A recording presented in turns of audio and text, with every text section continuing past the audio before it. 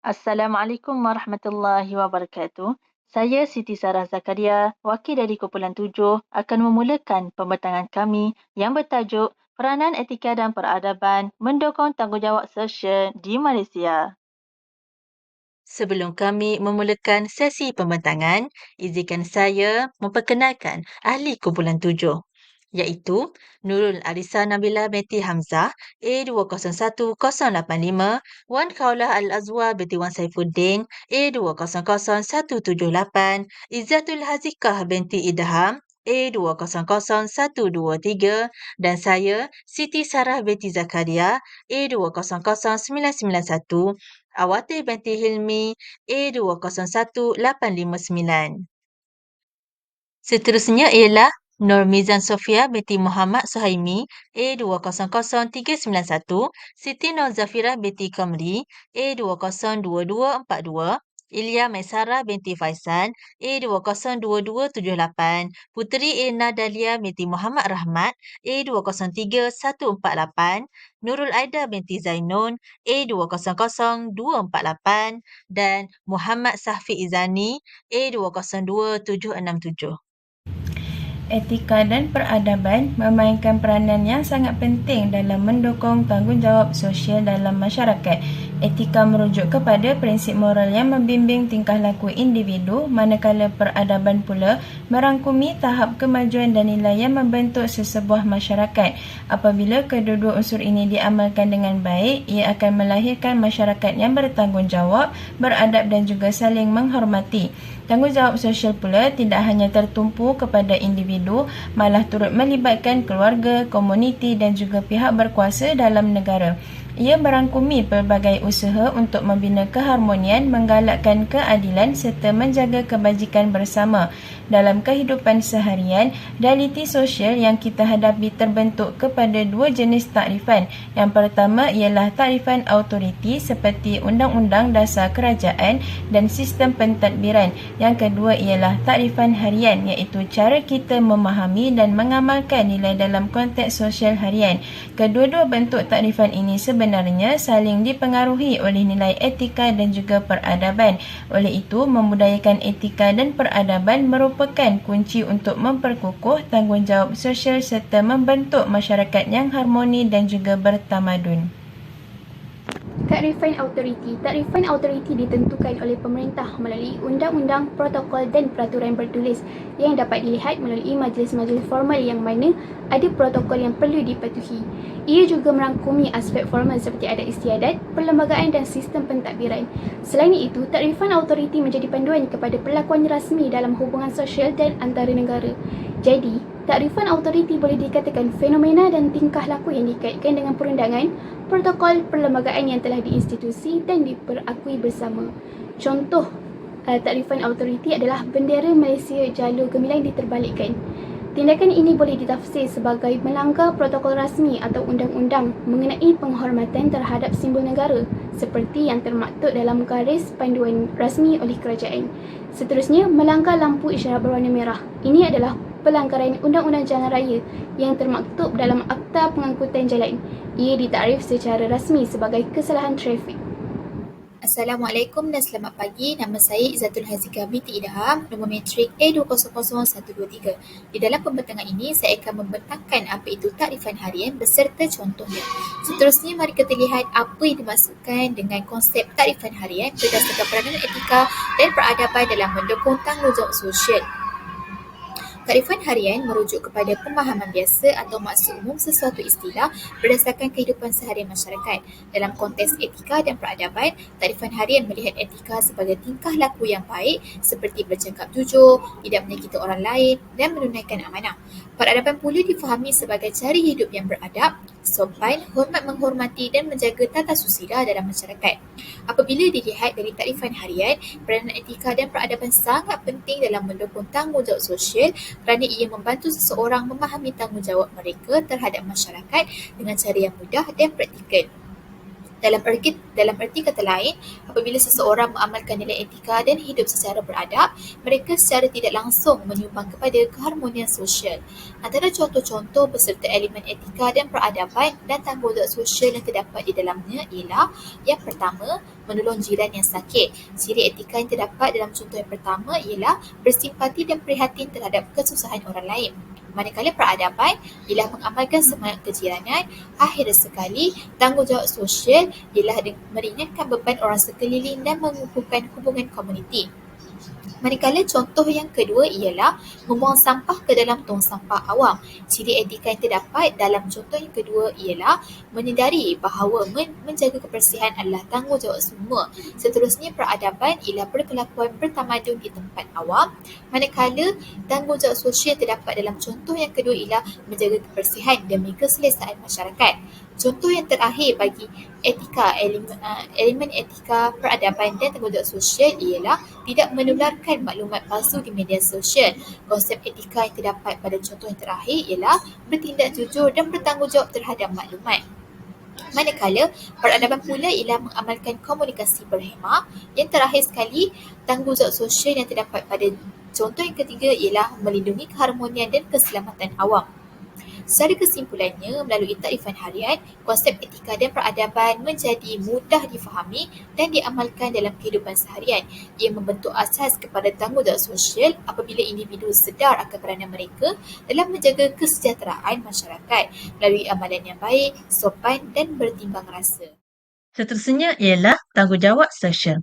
Tanggungjawab sosial merupakan satu kesedaran dan keupayaan individu untuk bertindak demi keadilan dan kesejahteraan masyarakat.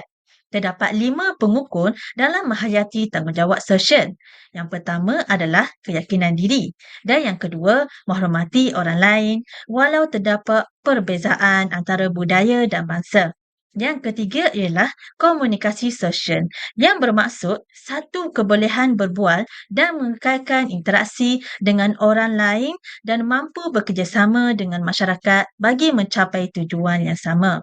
Untuk ciri yang keempat ialah kesedaran kendiri yang bermaksud satu kebolehan mengamalkan sikap beretika semasa menjalankan tanggungjawab terhadap masyarakat dan kemahiran mengamalkan emosi semasa bersosial.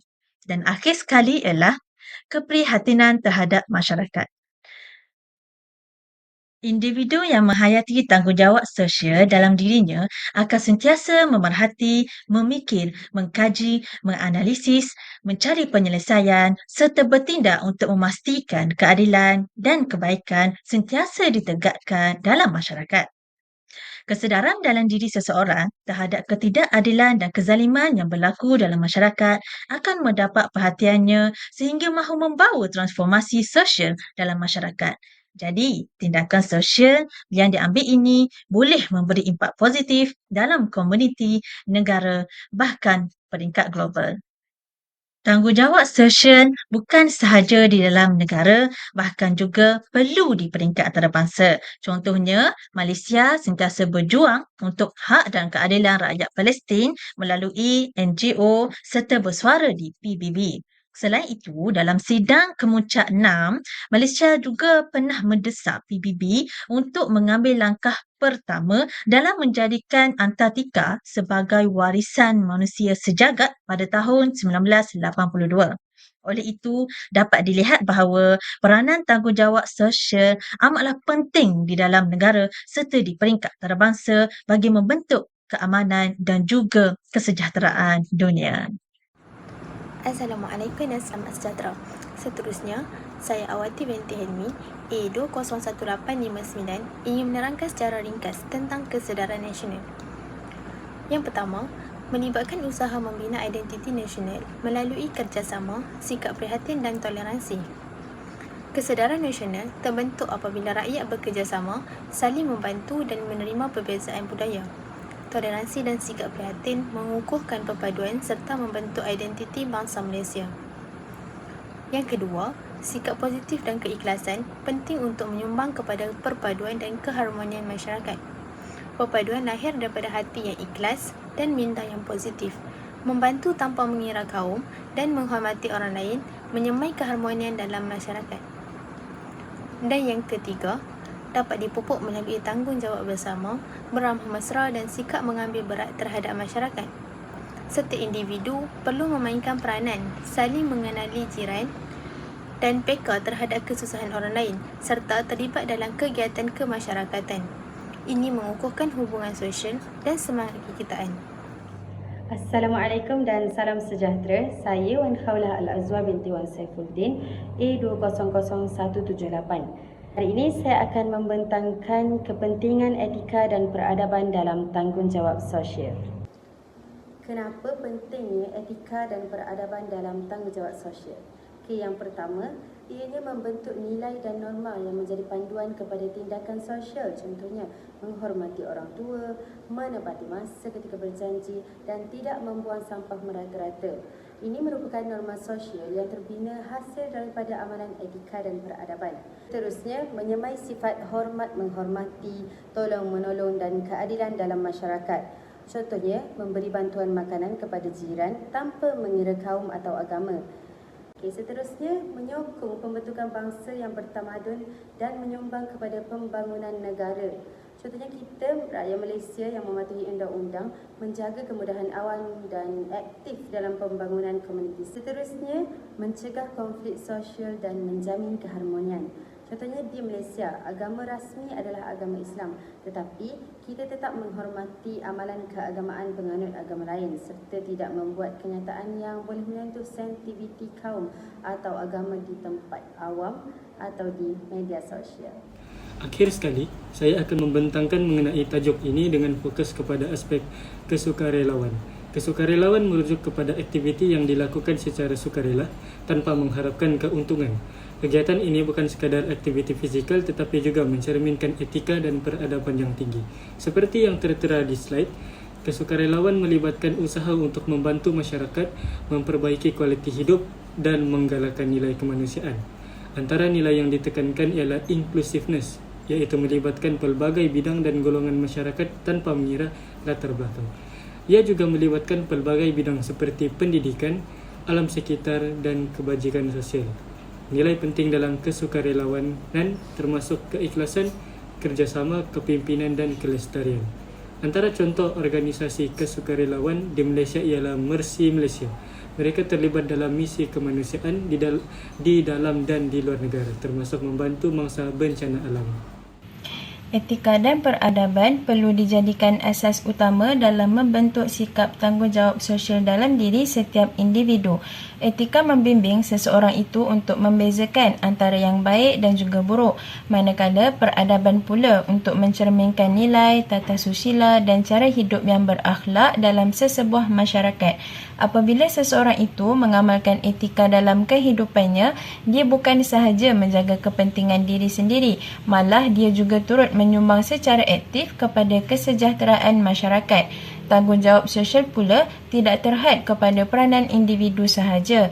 Ia juga merupakan satu komitmen yang kolektif, iaitu yang melibatkan keluarga, masyarakat dan juga negara untuk mewujudkan suasana yang adil, aman dan harmoni. Setiap tindakan yang berlandaskan nilai etika dan juga peradaban akan memberi kesan yang positif kepada persekitaran sosial. Maka untuk membina masyarakatnya seimbang dan bertamadun, kita mestilah memulakan dengan membina sikap bertanggungjawab yang berakar pada nilai-nilai etika dan juga peradaban yang kukuh. Sekian, terima kasih.